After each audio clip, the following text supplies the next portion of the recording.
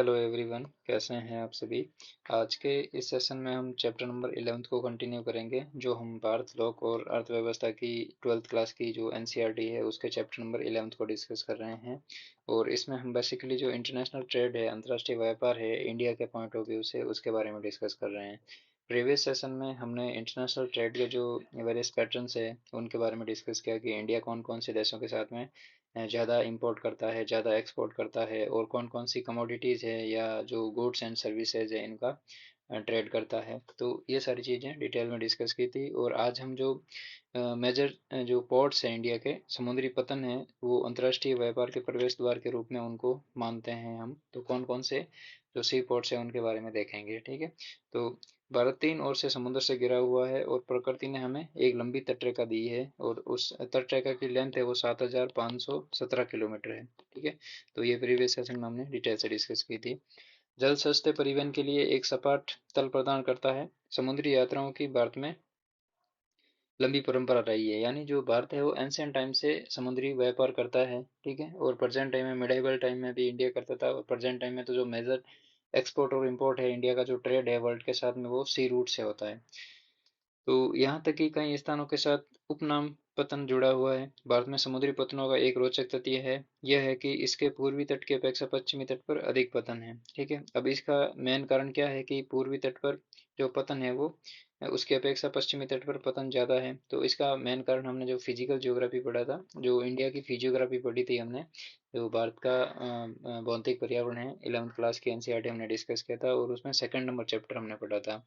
तो उसमें हमने पढ़ा था कि जो वेस्टर्न कोस्टल एरिया है वो निमज्जन की वजह से बना था, यानी सबमर्ज पोर्शन है।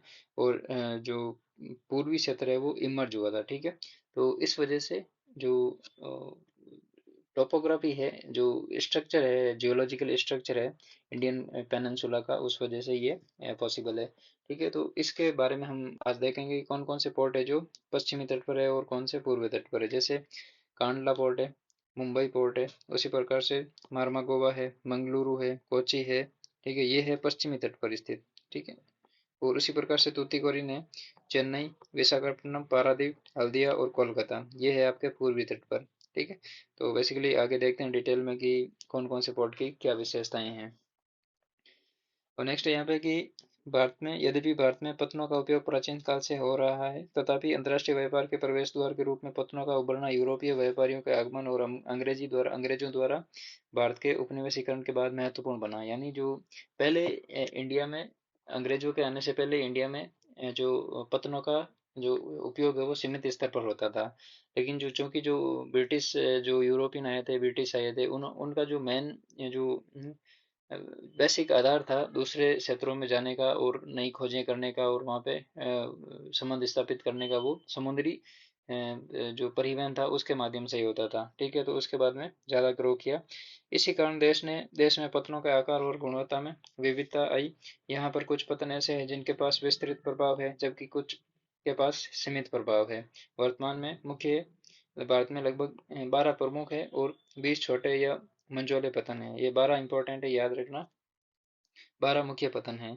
प्रमुख पतनों के संबंध में केंद्र सरकार नीतियां बनाती है तथा नियामक क्रियाओं को निभाती है। छोटे पतनों के लिए राज्य सरकारें नीतियां बनाती है, वह नियामक क्रियाएं निभाती है। प्रमुख पतन कुल यातायात के एक बड़े हिस्से का निपटान करता है, यानी जो मेजर एक्सपोर्ट होता है, इंपोर्ट होता है, यानी ट्रेड होता है, वो 12 प्रमुख पतनों से होता है, ठीक है।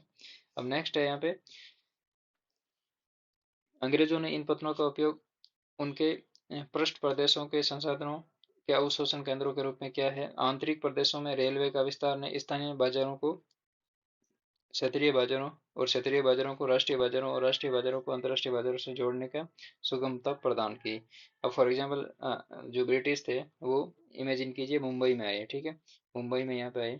अब यहाँ पे मुंबई के आसपास इस वाले बेल्ट में क्या होता है, कपास का उत्पादन होता है, ठीक है। तो वो यहाँ पे पतन स्थापित करेंगे, और जो कच्चा माल है वो जो रेल मार्ग है, यहाँ पे रेल लाइनें बिछा दी अंग्रेजों ने, ठीक है। तो वेरियस डायरेक्शन में रेल लाइनें बिछा दी। तो रेल मार्गों से वो क्या करेंगे, कच्चा कपास मुंबई पत्तन पर लेकर आएंगे। मुंबई पत्तन से वापस ये जो सी रूट है उनकी वजह से ये ब्रिटेन ले जाएंगे, ठीक है, ग्रेट ब्रिटेन लेके जाते हैं और वहाँ पे कपड़ा बना के कपड़े को वापस ये मुंबई पतन पर लाते हैं, और कपड़े को वापस क्या करते हैं, रेल के माध्यम से अलग अलग क्षेत्रों में ये अलग अलग डायरेक्शन में भेजते हैं। ठीक है, तो इस प्रकार से वो व्यापार करते थे।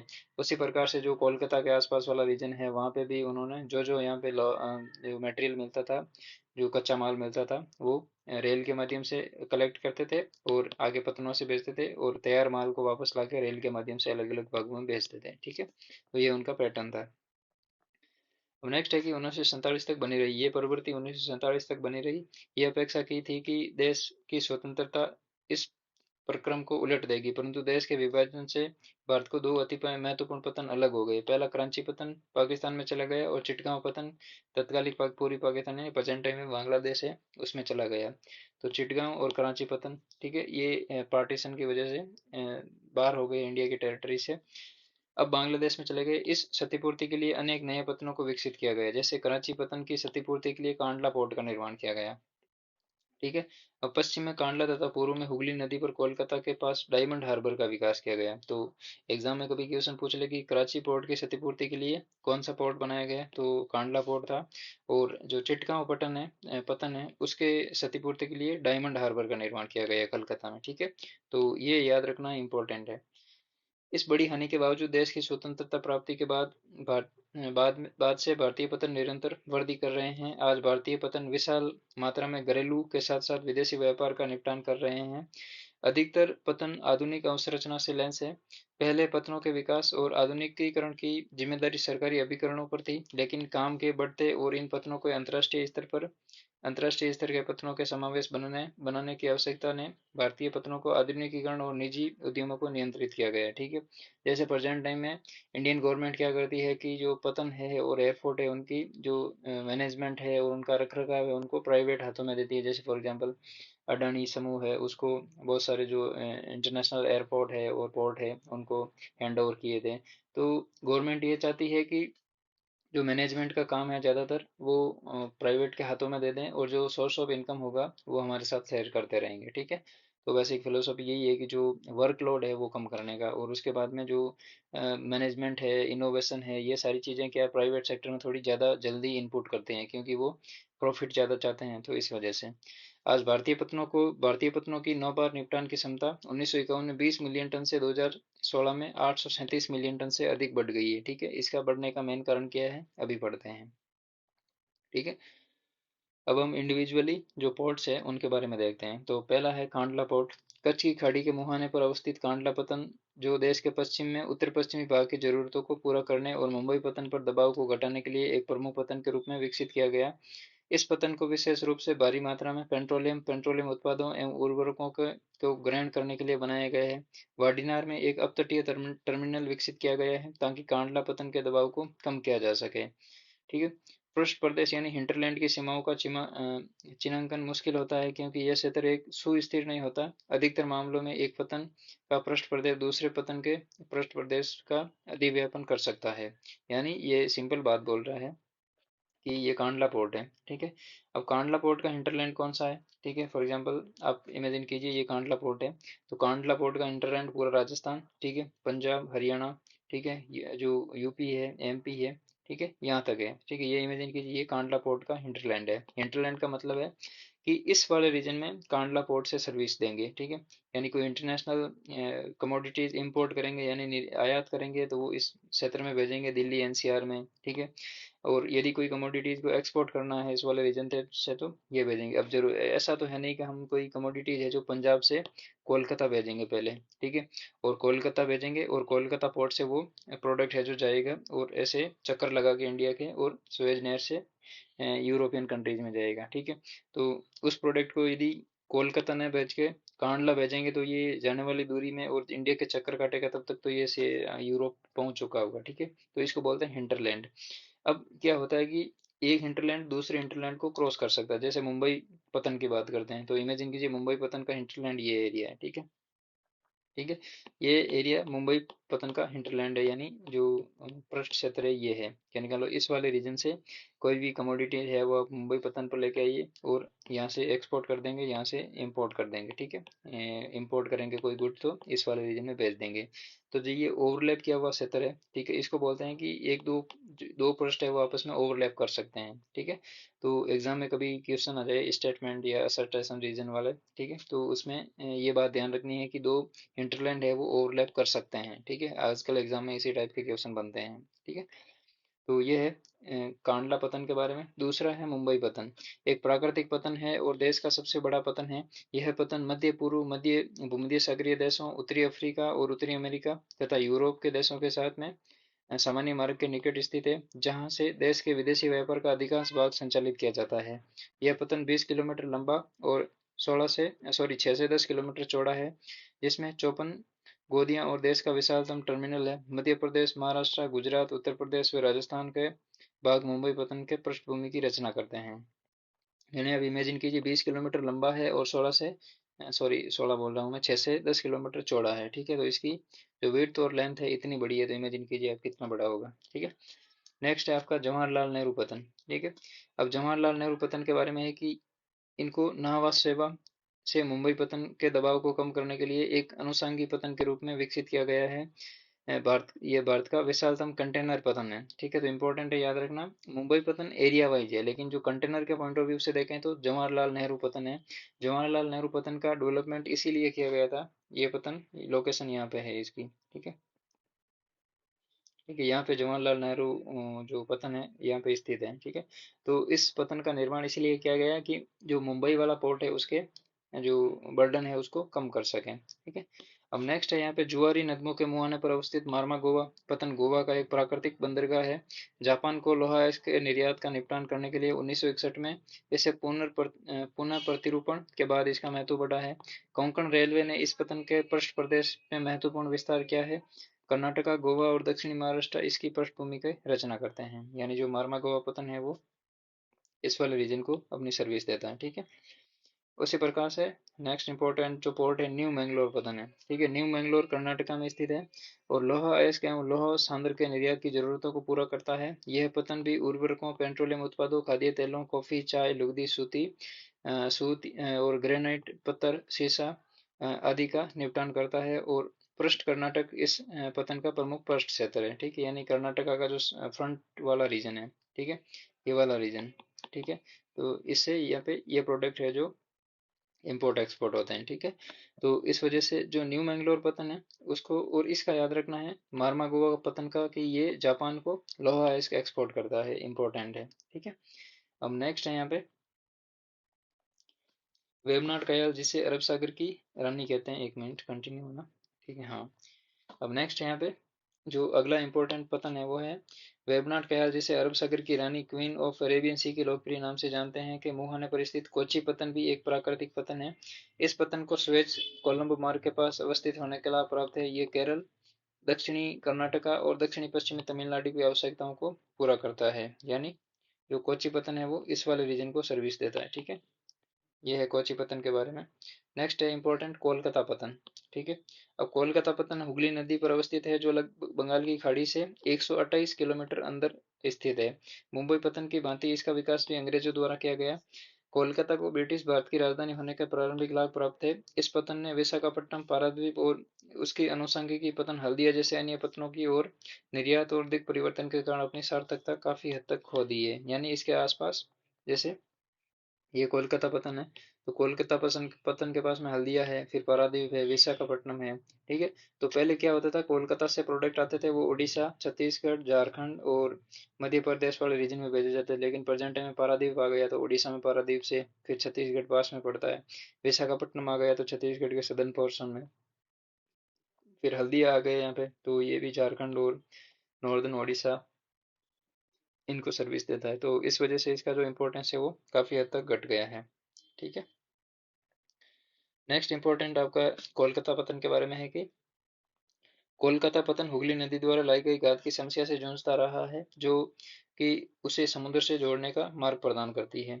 इसके पृष्ठ प्रदेश के अंतर्गत उत्तर प्रदेश, बिहार, झारखंड, पश्चिमी बंगाल, सिक्किम, उत्तरी पूर्वी राज्य आते हैं। इन सब के अतिरिक्त ये पतन हमारे भूटान और नेपाल जैसे स्थलबंध पड़ोसी देशों को भी सुविधाएं उपलब्ध करवाता है। ठीक है, तो कोलकाता पतन के बारे में याद रखना। ये सर्विस इन रीजन को प्राप्त होती है। और जो हुगली नदी है, हुगली नदी में क्या होता है, ऊपर से गंगा नदी आती है और इधर से ज्वार भाटे के टाइम में ज्वार आते हैं। ठीक है, तो इस पतन का उपयोग बेसिकली ज्वार के टाइम होता है। ठीक है, तो जैसे ही ज्वार आया, जल स्तर ऊपर बढ़ा तो जहाज अंदर आ गए। ठीक है, और जैसे ही भाटा आया, ठीक है, यानी जल का स्तर वापस समुद्र की तरफ जाता है, तो जहाज साथ में बाहर चले जाते हैं। ठीक है, तो इस पतन का जो ट्रांसपोर्टेशन सिस्टम है, फिर गंगा नदी की वजह से जो गाद आता है, अवसाद आता है, वो जमा हो जाता है, तो इस वजह से भी कई बार इसके जो रास्ते हैं वो अवरुद्ध हो जाते हैं। ठीक है, नेक्स्ट है आपका हल्दिया पतन।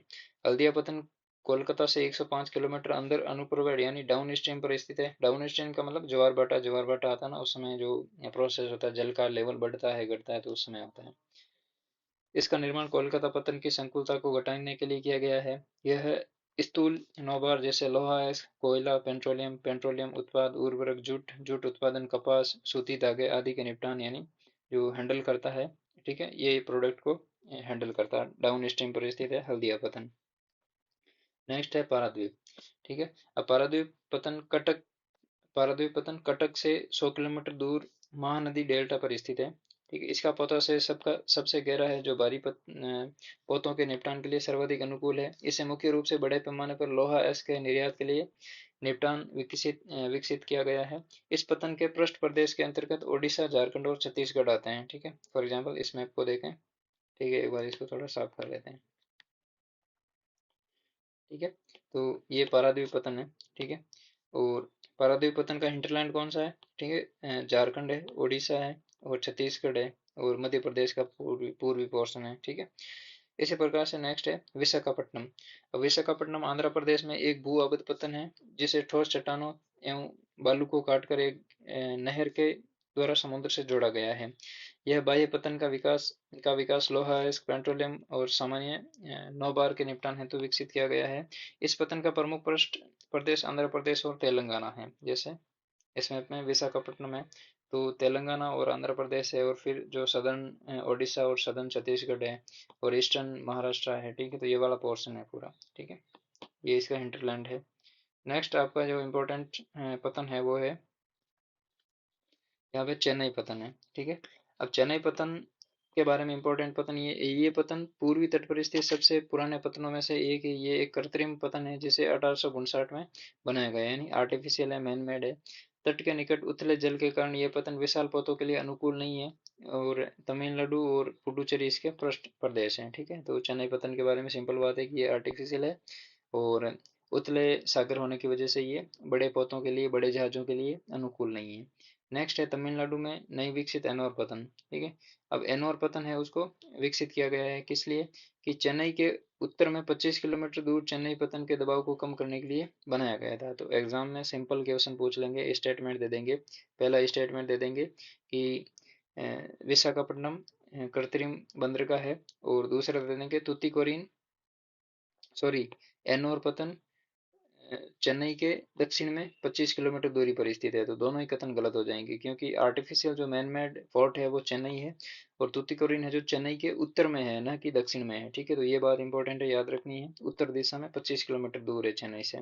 नेक्स्ट है आपका तूतीकोरिन पतन। ठीक है, तूतीकोरिन पतन का विकास भी चेन्नई पतन के दबाव को कम करने के लिए किया गया है। विभिन्न प्रकार के नौबार को निपटान करता है, जिसके अंतर्गत कोयला है, नमक, खाद्यान्न, खाद्य तेल, चीनी, रसायन, पेट्रोलियम आदि शामिल होते हैं। ठीक है, तो ये प्रोडक्ट है, इनका इंपोर्ट एक्सपोर्ट होता रहता है।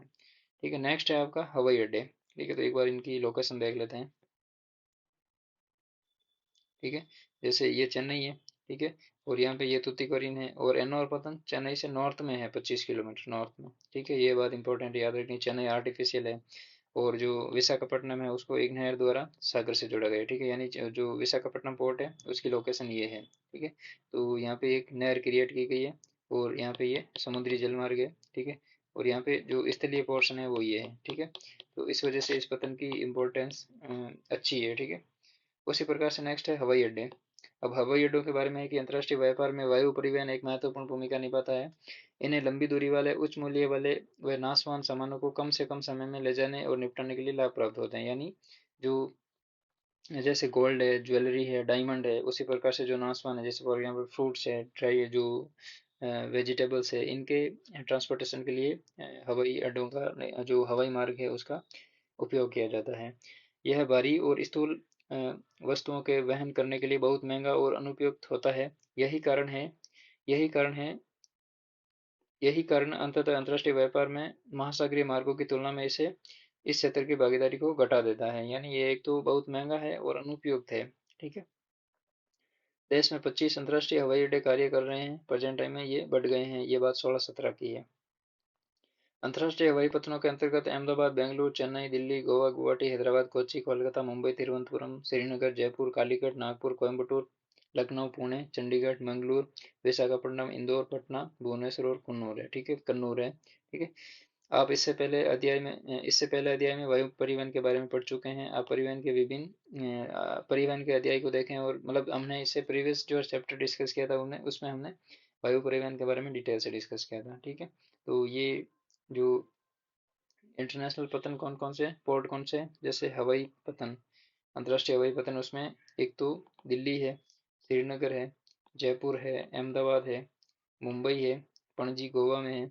उसी प्रकार से कालीकट है, कोयम्बटूर, कोच्चि, तिरुवनंतपुरम, तिरुचिरु तिरुचिरापल्ली, चेन्नई, बेंगलुरु, हैदराबाद है, नागपुर है। उसी प्रकार से भुवनेश्वर है उड़ीसा में, कोलकाता वेस्ट बंगाल में, पटना बिहार में, लखनऊ आपका यूपी में है। उसी प्रकार से गुवाहाटी है असम में। और तो कोई इंटरनेशनल पोर्ट यहाँ पे नहीं है। ठीक है। तो ये आपके जो इम्पोर्टेंट जो इंटरनेशनल पोर्ट है, इनकी स्टेट और जो उनकी लोकेशन है वो याद रखनी है। ठीक है। तो एक तो कर्क रेखा से जो नॉर्थन डायरेक्शन में है उनके बारे में ध्यान रखना है कि कर्क के उत्तर में कौन से हैं, दक्षिण में कौन से हैं। ठीक है। एग्जाम में इस टाइप के क्वेश्चन भी पूछते हैं। ठीक है। तो ये था आपका इम्पोर्टेंट। और इसी के साथ में हम जो इम्पोर्टेंट जो कमोडिटीज है उनके बारे में एक बार देखते हैं। जो टॉप 5 और टॉप बॉटम जो 5, सॉरी टॉप 5 इंपोर्ट और टॉप 5 एक्सपोर्ट है उनके बारे में देखते हैं। और इससे पहले एक बार एक चीज़ और देखते हैं कि जो इंटरनेशनल पोर्ट है उनको किन नाम से जानते हैं। ठीक है। तो सबसे पहले हम जो अमृतसर पोर्ट है उसको गुरु रामदास इंटरनेशनल हवाई अड्डे के नाम से जानते हैं। ठीक है। ये भी आपको इंटरनेशनल पोर्ट है, गुरु रामदास अंतर्राष्ट्रीय हवाई अड्डा। ठीक है। आप कॉपी में लिख लेना। नेक्स्ट है दिल्ली का Indira Gandhi international airport. Delhi airport को इंदिरा गांधी इंटरनेशनल एयरपोर्ट के नाम से जानते हैं। अहमदाबाद एयरपोर्ट है उसको सरदार वल्लभ भाई पटेल इंटरनेशनल एयरपोर्ट के नाम से जानते हैं। मुंबई एयरपोर्ट को आप सभी को पता है छत्रपति शिवाजी इंटरनेशनल एयरपोर्ट के नाम से जानते हैं। ठीक है। और गोवा का जो इंटरनेशनल एयरपोर्ट है, गोवा का पणजी एयरपोर्ट, इसको गोवा इंटरनेशनल एयरपोर्ट के नाम से जानते हैं।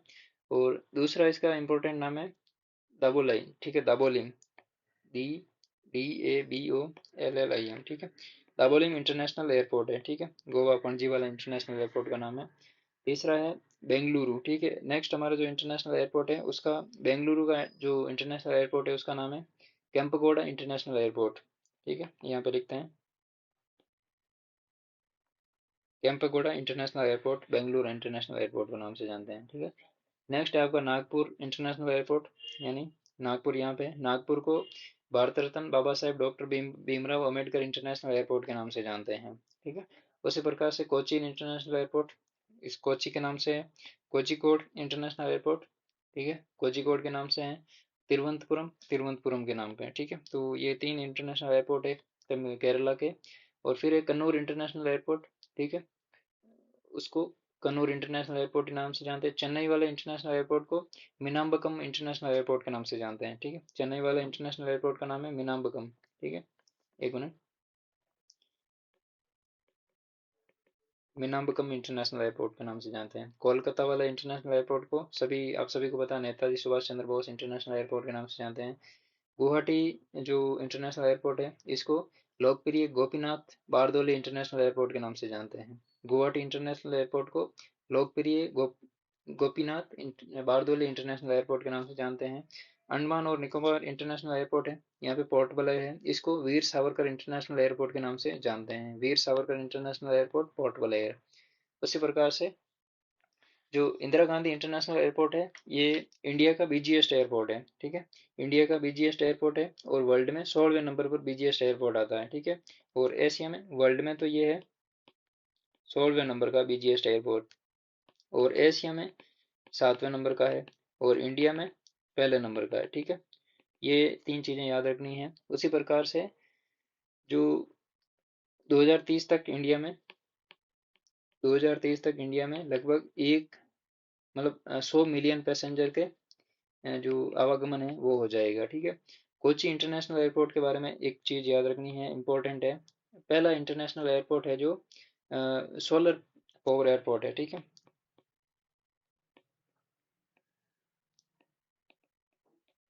ठीक है, सोलर पावर्ड इंटरनेशनल एयरपोर्ट है, यानी ये पूरा सोलर एनर्जी पर चलता है, ठीक है। इंटरनेशनल एयरपोर्ट है इंडिया का, जो पीपीटी मॉडल के अंडर डेवलप किया गया है, पब्लिक प्राइवेट पार्टनरशिप मॉडल के अंदर इसको डेवलप किया गया है। तो कोची इंटरनेशनल एयरपोर्ट की दो बातें हैं। पहली बात तो ये सोलर पावर्ड एयरपोर्ट है, यानी सोलर एनर्जी पर चलता है, और दूसरा इसको पीपीपी मॉडल पर डेवलप किया गया पहला इंटरनेशनल एयरपोर्ट है इंडिया का, ठीक है।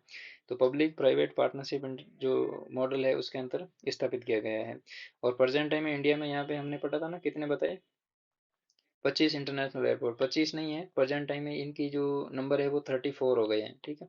तो इंडिया में प्रेजेंट टाइम में 34 इंटरनेशनल एयरपोर्ट है, 34 इंटरनेशनल एयरपोर्ट है। उसी प्रकार से जो इंडिया में दूसरे एयरपोर्ट है, फॉर एग्जांपल यूपी की बात करें, ठीक है। तो यूपी से पहले जो लद्दाख वाला इंटरनेशनल एयरपोर्ट है, लद्दाख, ठीक है, लेह लद्दाख वाला, इसका नाम है केसोक बाबूला रेमपोची, ठीक है। केशोक बाकुला रेमपोची इंटरनेशनल एयरपोर्ट है, ये कोचिन का है, और ये वर्ल्ड का जो 23rd highest in the world and India's first highest international airport है, ठीक है। यानी इसकी जो हाइट है वो 3256 मीटर है सी लेवल से। तो इंडिया का सबसे हाईएस्ट एयरपोर्ट है वो लेह वाला है, ठीक है, लेह लद्दाख वाला है। उसी प्रकार से जो नेक्स्ट इंपॉर्टेंट टर्म है वो मदुरई एयरपोर्ट के बारे में है, ठीक है। जो मदुरई एयरपोर्ट है, यहाँ पे ये मदुरई एयरपोर्ट है, ये इंडिया का सबसे क्लीनेस्ट एयरपोर्ट है, यानी सबसे स्वच्छ एयरपोर्ट है, ठीक है। क्लीनेस्ट एयरपोर्ट है मदुरई एयरपोर्ट, ठीक है, ये चीज याद रखनी है। केरला, प्रेजेंट टाइम में केरला में 4 इंटरनेशनल एयरपोर्ट है, ठीक है। और उसी प्रकार से जो 34 इंटरनेशनल एयरपोर्ट हमने पढ़ लिए, और जो लखनऊ है, लखनऊ इंटरनेशनल एयरपोर्ट है, इसका नाम है चौधरी चरण सिंह, ठीक है। लखनऊ इंपोर्टेंट जो एयरपोर्ट है, इसका नाम है चौधरी चरण सिंह,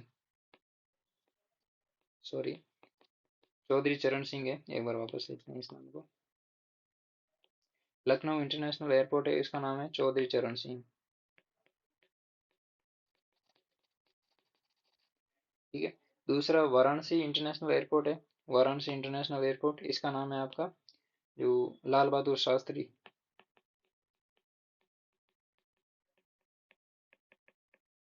लाल बहादुर शास्त्री इंटरनेशनल एयरपोर्ट। और जो कुशीनगर इंटरनेशनल एयरपोर्ट है, ठीक है, उसका नाम कुशीनगर है। और जो चौथा इंपॉर्टेंट जो एयरपोर्ट है वो है नोएडा में, ठीक है, यहाँ पे नोएडा है, वो जूरिक एयरपोर्ट कंपनी है स्विट्जरलैंड की, उसके द्वारा निर्माण किया जा रहा है, ठीक है। और विश्व का सबसे बड़ा, वर्ल्ड से लार्जेस्ट एयरपोर्ट जो किंग फहद इंटरनेशनल एयरपोर्ट है, यानी किंग फहद इंटरनेशनल एयरपोर्ट, ये सऊदी अरब का है, ठीक है, सऊदी अरब का इंटरनेशनल एयरपोर्ट है। और जो हाईएस्ट नंबर ऑफ एयरपोर्ट है इंटरनेशनल एयरपोर्ट, वो यूएसए में है, ठीक है। और प्रेजेंट टाइम में जो इंटरनेशनल एयरपोर्ट है सबसे बड़ा, वो जॉन एफ कैनेडी एयरपोर्ट है, न्यूयॉर्क एयरपोर्ट है, वो सबसे बड़ा है, ठीक है। और उसके बाद में हम कुछ इंपॉर्टेंट जो टॉप 5 इंपोर्टर और एक्सपोर्टर इंडिया, ठीक है, यहाँ पे आयात और यहाँ पे निर्यात, यानी इंडिया है जो कौन से टॉप 5 कंट्रीज है उनके साथ में आयात करता है, और कौन से टॉप 5 कंट्रीज है उनके साथ में निर्यात करता है, ठीक है। 1 2 3 4 और 5, ठीक है। तो सबसे पहले हम जो आयात करते हैं उनके बारे में देखेंगे, ठीक है। तो यूएसए है, ठीक है, यूएसए से नहीं, सॉरी, एक्सपोर्ट करते हैं, निर्यात करते हैं, उनके बारे में देखेंगे। तो सबसे ज्यादा निर्यात कौन कौन किसके साथ करता है इंडिया, अमेरिका के साथ, ठीक है। सेकंड नंबर पे है यूएई यानी संयुक्त अरब अमीरात। तीसरे नंबर पर है चाइना। ठीक है। और फोर्थ नंबर पर है बांग्लादेश। और फिफ्थ नंबर पे है आपका हांगकांग। ठीक है। तो ये पांच देश है जिनके साथ में इंडिया यानी सबसे ज्यादा निर्यात इंडिया अमेरिका को करता है। दूसरे नंबर पे यूएई, तीसरे नंबर पे चाइना, फोर्थ नंबर पे बांग्लादेश और फिफ्थ नंबर पे हांगकांग को करता है। ठीक है। उसी प्रकार से आयात, सबसे ज्यादा आयात कहाँ से करता है इंडिया? चाइना से। ठीक है। चाइना के बाद में करता है यूएई से, यानी यूएई निर्यात में भी सेकंड नंबर पे है और आयात में भी सेकंड नंबर पे है। ठीक है। थर्ड नंबर पे है बांग्लादेश, सॉरी, थर्ड नंबर पे यूएसए है। ठीक है। थर्ड नंबर पे है यूएसए। और फोर्थ नंबर पे है सऊदी अरेबिया। सऊदी अरेबिया यहाँ पे 4 नंबर है, मैंने 5 लिख दिया। ठीक है। और पांचवें नंबर पर है इराक। इराक है, ईरान नहीं है, इराक है। ठीक है। तो इंडिया सबसे ज्यादा आयात कहाँ से करता है? चीन से। सेकंड नंबर पे यूएई, फोर्थ नंबर पे, थर्ड नंबर पे अमेरिका, फोर्थ नंबर पे सऊदी अरेबिया और पांच नंबर पे है इराक। वहीं पे निर्यात अमेरिका से, यूएई से, चाइना, बांग्लादेश और हांगकांग इनसे करता है। ठीक है। तो ये इंडेक्स याद रखनी है। और इंडिया का जो ट्रेड बास्केट है वो प्रॉफिट में किन किन के साथ में है? हम यूएसए से व्यापार करते हैं ना, तो हमारी जो यूएसए के साथ में ट्रेड बास्केट है वो पॉजिटिव है, यानी हम यूएसए से आयात कम करते हैं और निर्यात ज़्यादा करते हैं। उसी प्रकार से दूसरे नंबर पे है भी बांग्लादेश। ठीक है। तो बांग्लादेश के साथ में भी अभी जो व्यापार संतुलन है वहाँ पे हम प्रॉफिट में हैं। वहीं पर व्यापार घाटा कहाँ पे है? ठीक है। तो पहला तो है चाइना के साथ में। ठीक है। चाइना के साथ में हमारा व्यापार घटा रहता है हमेशा, यानी हम निर्यात कम करते हैं और आयात ज़्यादा करते हैं। उसी प्रकार से इराक, इराक। ठीक है। तो इराक के साथ में हम व्यापार घाटे में रहते हैं हमेशा, यानी हम आयात कम करते हैं और सॉरी आयात ज़्यादा करते हैं और निर्यात कम करते हैं। ठीक है। तो इराक के साथ में व्यापार घाटे का मेन कारण है पेट्रोलियम जो पदार्थ है उनकी वजह से जो ज़्यादा इंपोर्ट करना पड़ता है हमें। ठीक है। तो ये रहा हमारा चैप्टर नंबर 11 इंटरनेशनल ट्रेड के बारे में। ठीक है। और आने वाले जो सेशन में हम जो कुछ पर्यावरणीय मुद्दे हैं इंडिया के पॉइंट ऑफ व्यू से उनके बारे में डिटेल से डिस्कस करेंगे। ठीक है। तो चलिए आज के इस सेशन में इतना ही है। हमने आज एक पोर्ट्स के बारे में देखा सबसे पहले, और उसके बाद में जो वेरियस पोर्ट्स हैं उनकी डिटेल देखी, और उसके बाद में जो इंटरनेशनल एयर रूट है, एयरपोर्ट है, इनके बारे में देखा, हवाई अड्डों के बारे में। प्रेजेंट टाइम में 34 इंटरनेशनल एयरपोर्ट है। ठीक है। और उनकी हमने जो पर्टिकुलर नाम है उनके बारे में भी देखा था। और वर्ल्ड में सबसे बड़ा कौन सा है, इंडिया में सबसे बड़ा कौन सा है, ये सारी चीज़ें डिटेल से डिस्कस की थी। ठीक है। तो चलिए आज के इस सेशन में इतना ही है। Thank you.